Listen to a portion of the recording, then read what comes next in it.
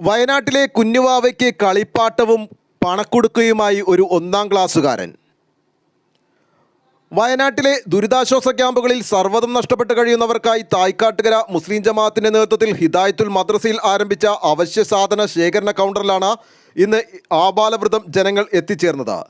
ഇതിൽ ഏവരുടെയും മനം കവർന്നത് ജമാഅത്ത് അംഗമായ അൻവറിന്റെ മകൻ 1-ാം ക്ലാസ്സുകാരനായ മുഹമ്മദ് ലുക്മാനാണ്.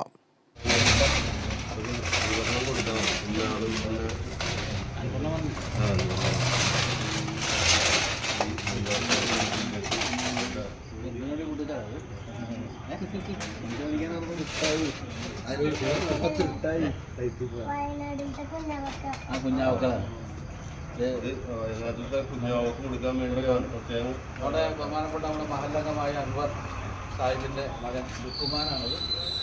അവരവനിക്ക് കിട്ടിയ പൈസകളെല്ലാം സൂക്ഷിച്ചു വച്ചിരുന്നതാണ്.